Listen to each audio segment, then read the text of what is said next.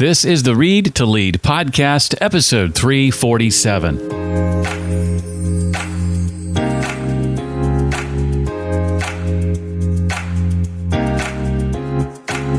Working here, what is the pebble in your shoe? What is that thing that you go home at night and you complain about that you wish we would fix? Hi, I'm Jeff, and welcome to the Read to Lead podcast. This is the podcast that's dedicated to your personal and professional growth, and we are just about 4 weeks away from another perfect year, a year without a Tuesday missed for over, I think, 3 years now by the end of this year. Keep your fingers crossed. We can do it. I'm here because I believe that if you want to achieve true success in your business and in your life, then intentional and consistent reading is a habit that you need to develop. So much so that I'm writing a book about it. You may have heard a bit about that. The Read to Lead podcast is going to help you not only narrow your reading list, but bring you key insights and valuable ideas from some of today's most successful and inspiring authors. Today's author is definitely an inspiring one. In just a few minutes, we'll sit down together with Mr. Brian Sanders as we dive into his book, Leadership Endurance. I'll be asking Brian to share about the fact that though leaders are made, not born, there is a certain leadership DNA required for effective leadership.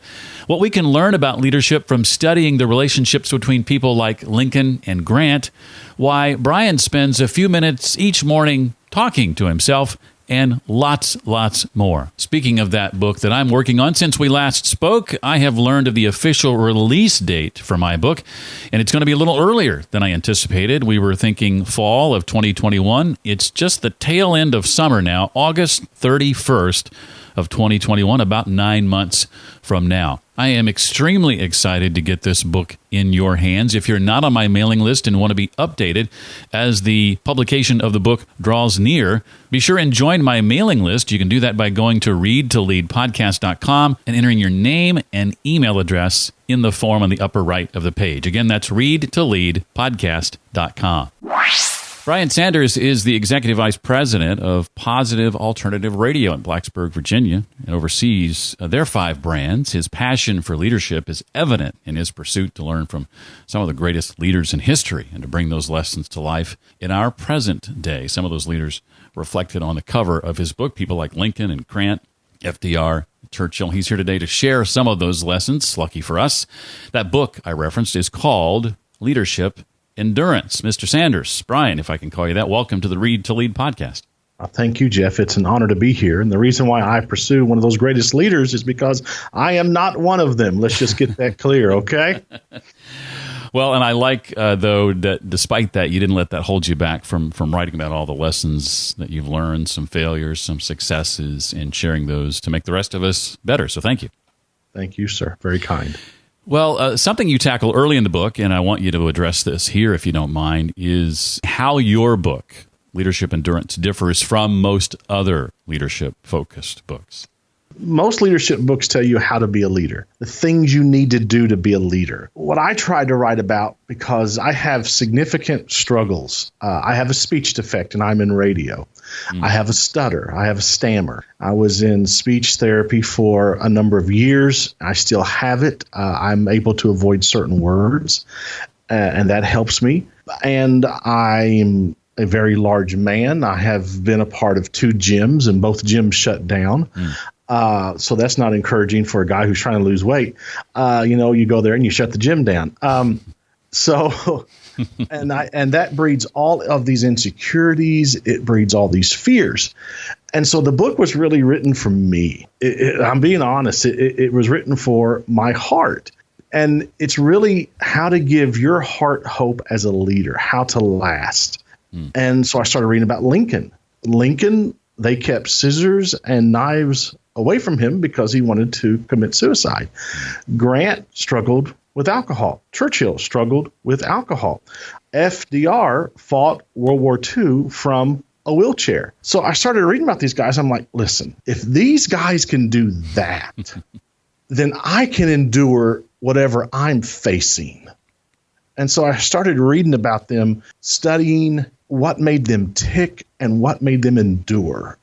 So that's what the book was written for. It was written for me because leaders are often portrayed as tough, and strong, and we are. But also when you go home at night and you lay your head on your pillow, it's like, oh, I hope I got that right today. So that's why I wrote the book, and that's the focus, is to help you last as a leader. As a person who reads in spurts, appreciate the short chapters. Most chapters are 2 or 3 pages. I should mention that the book is divided into 4 sections. Section 1 is the basics of leadership. Brian writes Section 2, the principles of leadership. Section 3, team principles. And Section 4, critics and criticism. And then Section 5, overcoming failure. Most of my questions are going to come out of the first third to first half of the book, Brian, but we'll give you a chance to put a nice little bow on it at the end, if you will. Okay. You say that leaders are made and not born. I don't disagree with that. Yet, certain leadership DNA is needed. What then makes up this mysterious DNA? I think it's common sense. You should be able to make certain decisions without data. So if you have to have a 3-page thesis for every single decision that you're going to make, you will fail. This is DNA as well.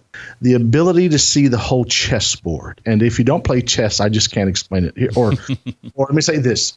You have to see the whole war. You just can't see the role that your particular troop will play in a battle. You have to step back, look at the whole war and how this thing is going to progress. And if you can't do that, you probably can't be a great leader. You also need to be able to get along with people. If you don't like people, don't be a leader, because you're going to make yourself miserable and you'll also make other people miserable. You need to see the potential in others and extract it from them, not by commanding them, but by inspiring them. Well, there is something in particular that you mentioned that every leader, that you feel every leader needs. It has to do with relationships. Can you talk a bit about that? You need to have the ability to cultivate great relationships. Lincoln had Josh Speed. Grant had John Rawlings. I could go on and on and on. I have Kayla Sanders, who's my wife. I have Stan Watts, who is my best friend. You need someone who can speak truth to you, who can speak hope to you, who can help you see the world rightly. Grant's wife wrote him letters almost every single day, telling him that she believed in him and that she loved him. How much more effective as a leader would you be if you had somebody in your corner who maybe once a week said, hey, I believe in you and I got your back? The night Lincoln was shot, they took him to the house across the road and they took his jacket off of him. Lincoln dies and they start going through his pockets. In his jacket pocket, they find 7 newspapers folded up to a certain section, and they're all editorials. And every page is folded to where when you pulled it out of the pocket, you could see it, and every editorial was saying Lincoln was doing the right thing. And he kept those near his heart. That says something to me, that even this man who toured battlefields and saw soldiers slain needed some hope that he was doing the right thing. And so you gather people around you who can speak truth to you, but also speak hope to you. Keeping with that theme, what might we learn about leadership, Brian, by studying the relationship between Lincoln and Grant specifically? Grant was an alcoholic. Lincoln took a big risk on Grant. Grant's alcoholism was so bad that he had to resign from the Army. Grant ended up working in a store up in Ohio. The war came calling again, and so Grant reenlisted with his best friend John Rawlings. It was Rawlings' job to help keep Grant sober. Grant starts winning battles. Lincoln sees that, and he says, that's who I want as the general of the entire army. Some different senators came to him and said, sir, Grant has a problem with whiskey. Lincoln says, tell me what kind he drinks. And the senator says, why?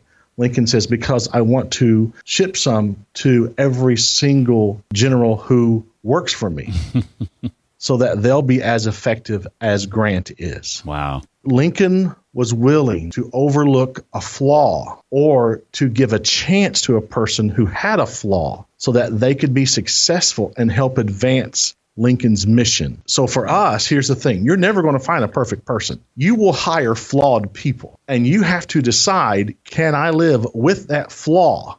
And are they so good at what they do that, yeah, I can live with that because they make us better. That is a significant thing you can learn from that relationship.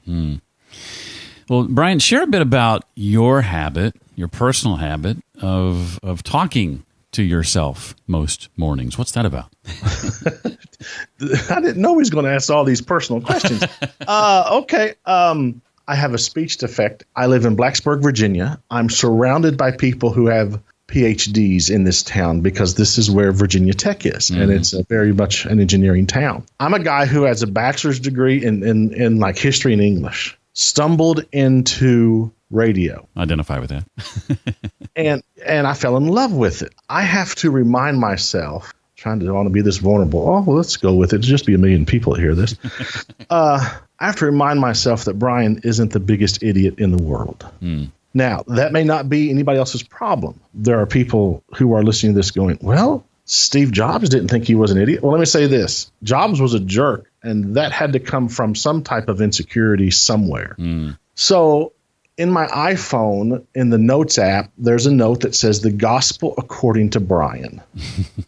And I tap on that every morning, and it tells me things like, I am called to this. I am equipped to do this. I have been a success in the past, and even when I have failed, I have been able to right the ship. And it has those types of things in it because as a leader, you're going to go into the day and you're going to face stuff that's going to make you doubt every single thing that you believe or that you are equipped to face.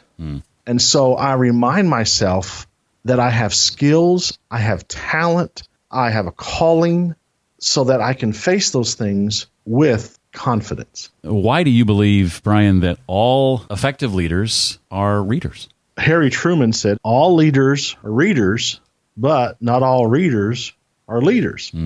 Leaders must learn from the failures of others so that they can avoid them. Go read presidential biographies. Go read books about the war between Sega and Nintendo. Go read Barbarians at the Gate about Nabisco. Go read any number of different business stories. Learn how Jobs failed at Apple and then how he came back. Because you're going to face not the exact same thing, but similar circumstances. And then in your life and then in your decisions, you will have a reservoir of knowledge that you can draw from that hopefully you won't repeat those same mistakes. And leaders and organizations need to remain nimble and shapeable like wet clay on a potter's wheel. And while you're reading and while you're learning, you are on that potter's wheel. We are tempted at some point to say, all right, I have read enough, I have learned enough. And then you take yourself off of the potter wheel and you put yourself on the shelf to be adored. After a few years, you start to crack and get dusty and you become useless. But if you stay on the potter's wheel, where you're always learning and yet you can be shaped, you can be useful to others and to the organization.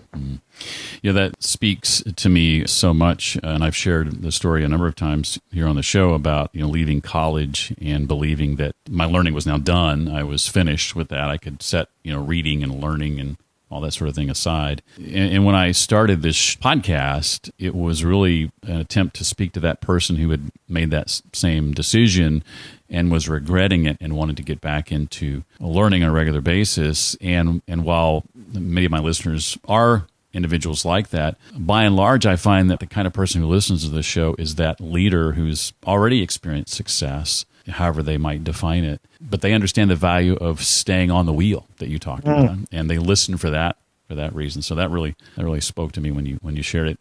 Tell me a bit more about what you call amnesty time. What is that exactly? This is something that I learned from Jack Welch. I'm a Jack Welch fanboy. I'm an addict.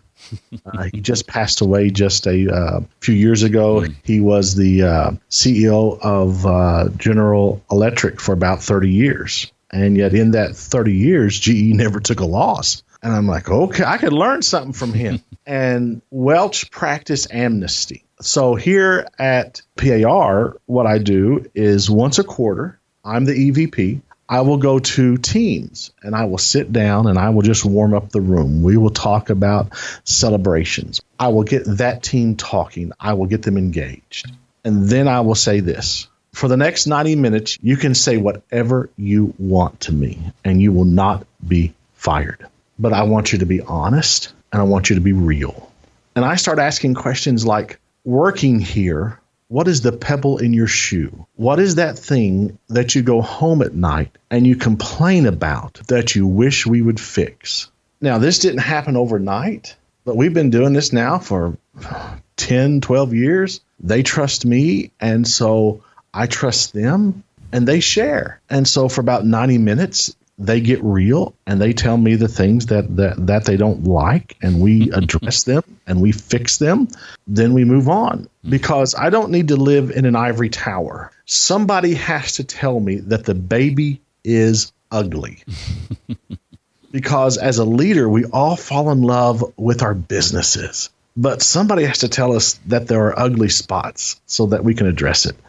So amnesty time helps me realize that we still have work to do. And so we address it, and it creates a better culture, and it makes the employee happier, and they are the number one asset. And if they are happier, well, then we produce a better product.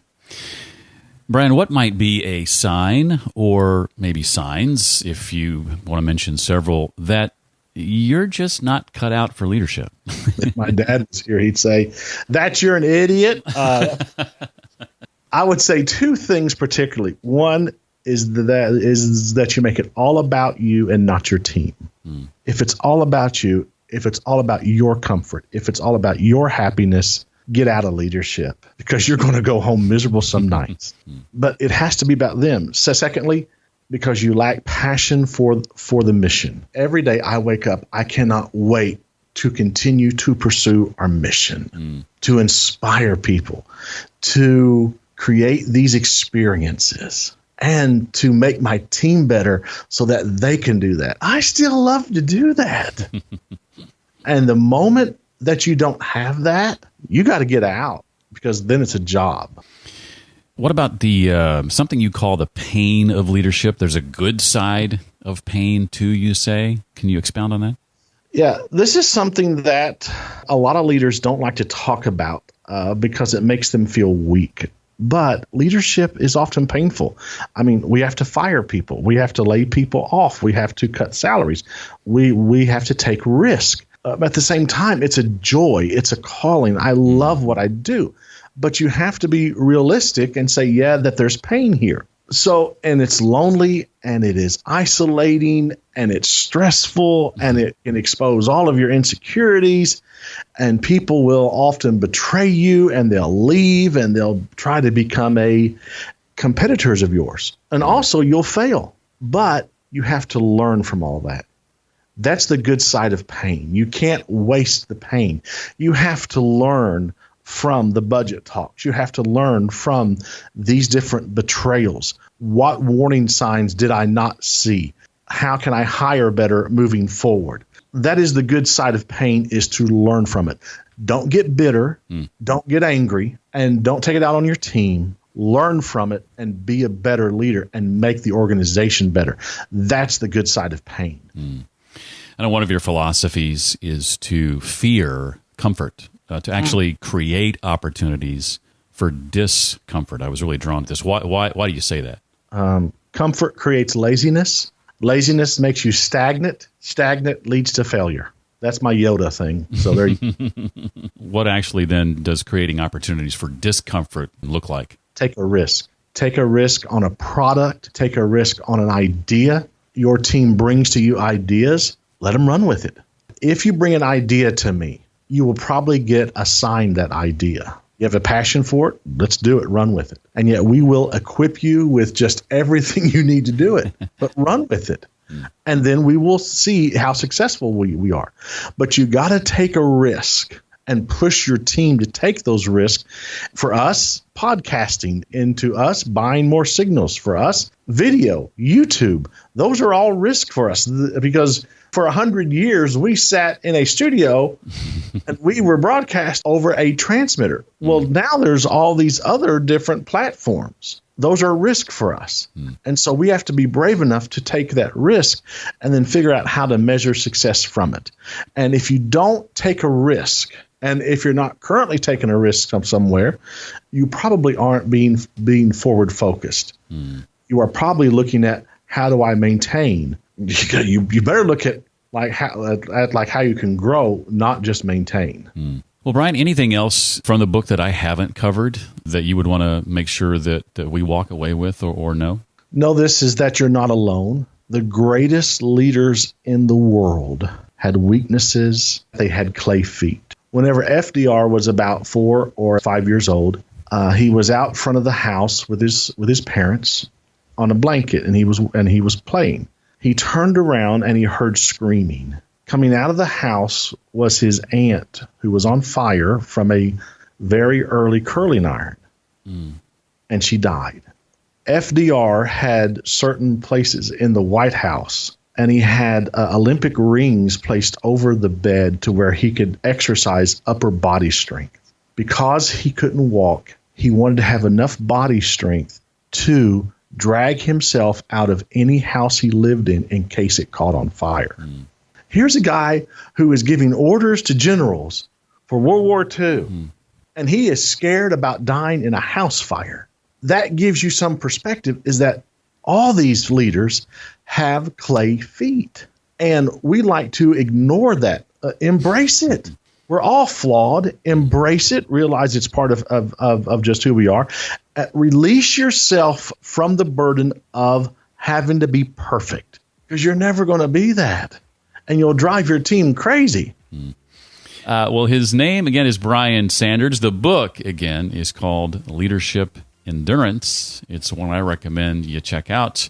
You can find it on Amazon or wherever you buy your favorite books. Brian, thank you so much for taking the time out of your busy day to do this. I appreciated the conversation and your authenticness and your willingness to go deep and share things, warts and all. Thank you, sir. It has been an honor and a joy, and I will be listening. For more on Brian's book or to connect with Brian online or both, visit the show notes page for this episode, readtoleadpodcast.com/347 for episode 347. And as I mentioned earlier, I'd love to be able to communicate with you directly about the release of my upcoming book and also give you a free resource, my 12 favorite business and personal development books, along with what I and many of my guests love about them, why they're in the top 12. You get that free resource when you join my mailing list. Again, go to readtoleadpodcast.com and put your name and email address in the form at the upper right of the page. Super simple. Coming up, we'll be diving into books from authors like Jan Benedict Steenkamp, also Shelley Archambault, Dunkin' Donuts CEO for 35 years, Robert Rosenberg,